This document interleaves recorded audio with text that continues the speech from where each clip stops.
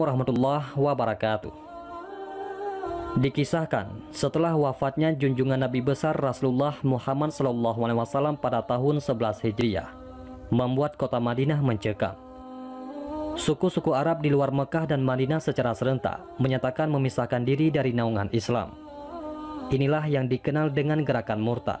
Ada yang tak mau lagi mengeluarkan zakat. Bahkan ada yang mengangkat dirinya sebagai nabi baru utusan Allah, seperti Tulaihah al-Asadi. Dan tokoh besar Bani Hanifah di Yamamah, yaitu Musailamah, yang sebelumnya disebut-sebut Rasulullah dengan sebutan Musailamah al-Kazab, yaitu Musailamah sang pendusta. Setelah wafatnya Rasulullah, mereka bahkan berani menyerang kota Madinah saat Madinah kosong. Karena saat itu, hampir seluruh kekuatan muslimin dikirim Khalifah Abu Bakar ke wilayah Syam. Situasi Madinah yang dipandang lemah oleh suku-suku lain di Jazirah Arab, inilah yang dimanfaatkan oleh Musailamah untuk menyebarkan pengaruhnya, untuk menguasai Jazirah Arab dengan cara menyebut dirinya sebagai nabi utusan Allah. Hasilnya luar biasa. Hampir seluruh wilayah Yamamah menjadi pengikut sang nabi palsu. Keberhasilan Musailamah ini terjadi karena hasutan Nahar ar-Rajal. Kemunculan nabi palsu, yaitu Musailamah al-Kazab, memang merisaukan umat Islam di Madinah. Ia sudah mengikrarkan diri sebagai nabi sejak Nabi Muhammad SAW masih hidup. Musailamah berkata kepada kaum pengikutnya, "Aku bersaksi Muhammad itu seorang nabi, dan aku juga seorang nabi." Ini saksinya, yaitu Nahar ar-Rajal, salah satu murid Muhammad. Tidak banyak yang mengikuti ajaran Musailamah. Namun, gerakan dakwah nabi palsu ini semakin besar sejak bergabungnya Nahar ar-Rajal. "Wahai Bani Hanifah, aku bersaksi pernah mendengar Muhammad berkata bahwa Musailamah juga seorang nabi," ujar Nahar ar-Rajal kepada pengikut Musailamah. Namun, mengapa setelah mendengar ucapan Nahar ar-Rajal, para pengikut nabi palsu, yaitu Musailamah, semakin bertambah? Karena Nahar ar-Rajal dikenal oleh sukunya sebagai seorang muslim yang langsung belajar Islam dengan Rasulullah SAW di Madinah. Bahkan dia diutus oleh Nabi besar Rasulullah Muhammad SAW untuk menghentikan gerakan murtad kaum Bani Hanifah, dan agar menyampaikan surat Nabi SAW yang berisi bahwa Musailamah bukanlah seorang nabi, tapi seorang pendusta. Namun ketika Nahar ar-Rajal bertemu dengan Musailamah, kenyataan yang terjadi justru sebaliknya. Nahar ar-Rajal justru terpengaruh dengan harta dan jabatan yang diberikan Musailamah sang nabi palsu itu. Dan akhirnya Nahar ar-Rajal menyembunyikan pesan Nabi SAW bahwa Musailamah adalah seorang pendusta. Bahkan ia membalikkan fakta bahwa Nabi Muhammad SAW telah merestui Musailamah sebagai seorang nabi utusan Allah. Nahar ar-Rajal ternyata belum memiliki cukup keimanan meski ia telah berbekal ilmu agama. Ia tergoda dengan iming-iming sang nabi palsu untuk dijadikan tangan kanan untuk menguasai bangsa Arab. Ia terperangkap dalam lembah kesesatan. Musailamah sang nabi palsu justru memanfaatkan ketenaran Nahar ar-Rajal yang dianggap oleh kaumnya mengerti ilmu Islam.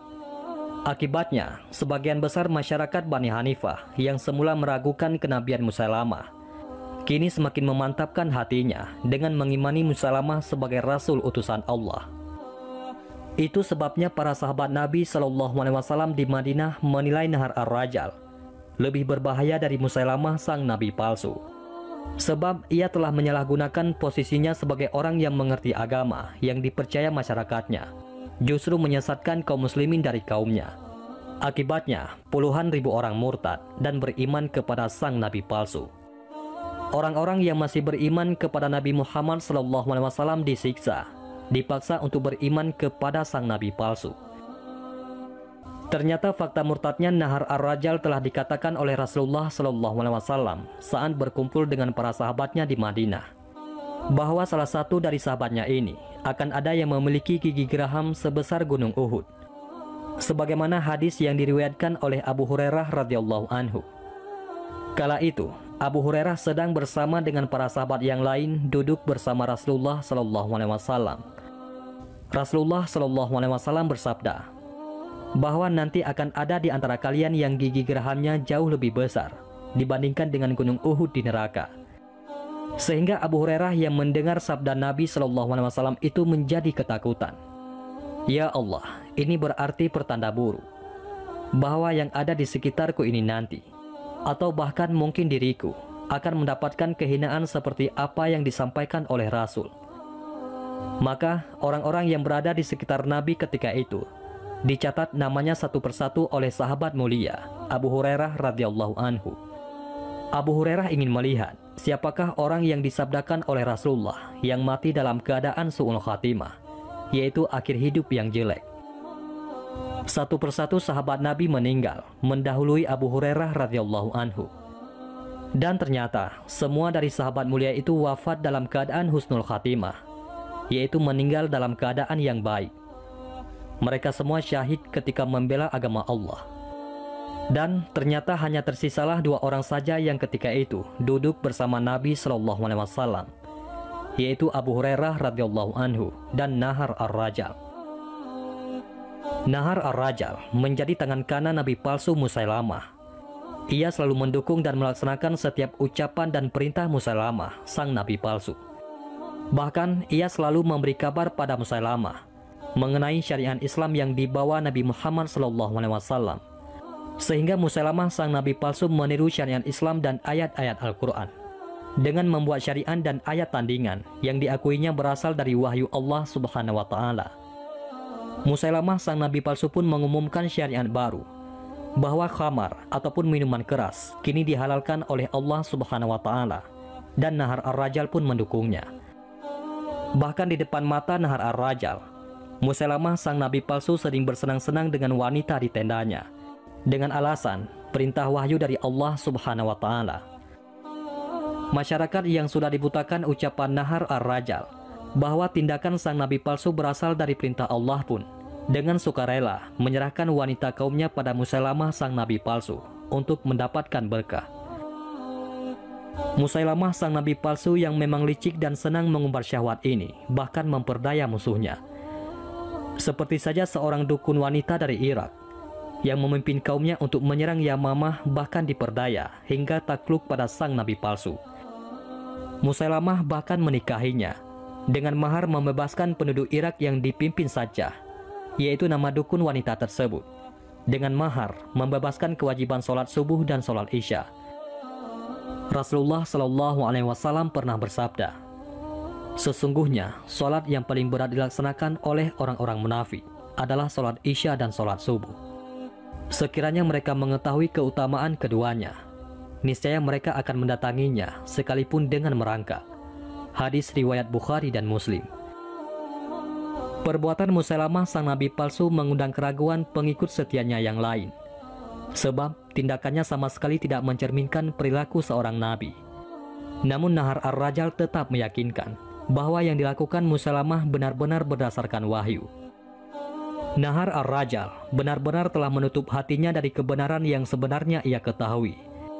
Nahar ar-Rajal menuruti keinginan sang Nabi palsu untuk menyiksa orang-orang yang masih memegang akidah Islamnya.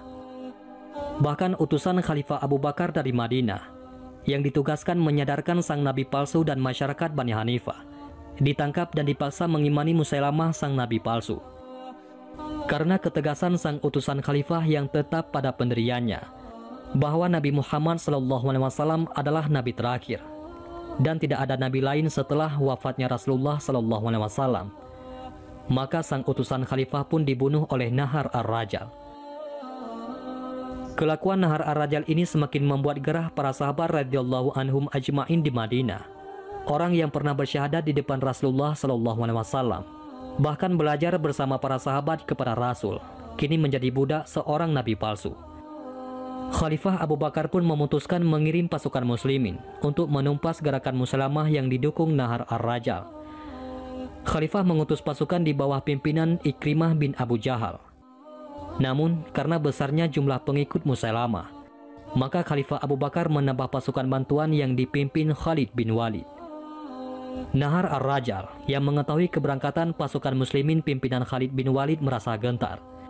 Musailamah sang Nabi palsu pun menenangkan hati Nahar ar-Rajal dengan mengatakan Allah pasti memenangkan pihaknya. Bagaikan tersihir kalimat Musailamah, Nahar Ar-Rajal kembali timbul semangatnya dalam menghadapi pasukan muslimin. Ia kemudian meyakinkan para pengikutnya agar tidak ragu menghadapi pasukan muslimin. Tepat di bulan Rabiul Awal tahun 12 Hijriah, 40.000 pasukan pembela Musailamah Al-Kahzab berhadapan dengan 13.000 pasukan muslimin pimpinan Khalid bin Walid. Namun keesokan harinya saat dua pasukan kembali berhadapan, kebohongan Nahar Ar-Rajal mulai terungkap. Setelah pasukan muslimin meneriakkan fakta tentang Nahar Ar-Rajal yang mengkhianati Nabi Muhammad SAW yang telah mengirimnya untuk menyampaikan kebohongan Musailamah sang nabi palsu. Hal ini pun mengundang kemarahan para pengikut sang nabi palsu yang merasa telah ditipu Nahar Ar-Rajal sehingga tersesat mengikuti sang nabi palsu. Namun peperangan tak bisa dihindari. Khalid bin Walid yang menantang duel sang nabi palsu dihalau oleh Nahar Ar-Rajal. Karena bagi Nahar, seorang nabi tidak pantas untuk melayani tantangan. Sekalipun para pengikutnya meminta sang nabi palsu untuk melayani tantangan Khalid bin Walid. Akan tetapi, berbagai alasan keluar dari mulut Nahar Ar-Rajal dan sang nabi palsu Musailamah yang hina dina ini. Pertempuran dahsyat pun terjadi. Inilah perang Yamamah yang diabadikan dalam sejarah sebagai perang melawan kaum murtad terbesar dan terdahsyat. Karena keraguan di pihak kaum murtad akibat terungkapnya kebohongan Nahar Ar-Rajal, pasukan muslimin berhasil mendesak kaum murtad.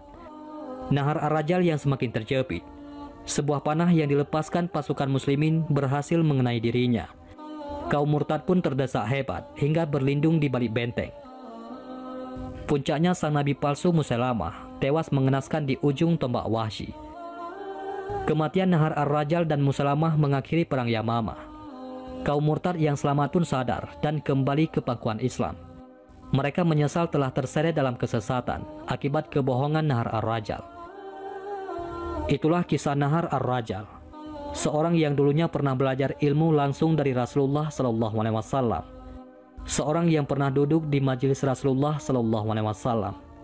Namun karena keimanannya belum cukup kuat, maka dia sangat mudah terpengaruh oleh kesenangan duniawi. Dan di akhir hayatnya, dia mati dalam keadaan su'ul khatimah. Na'udzubillahi min dzalik. Wallahu a'lam bishawab.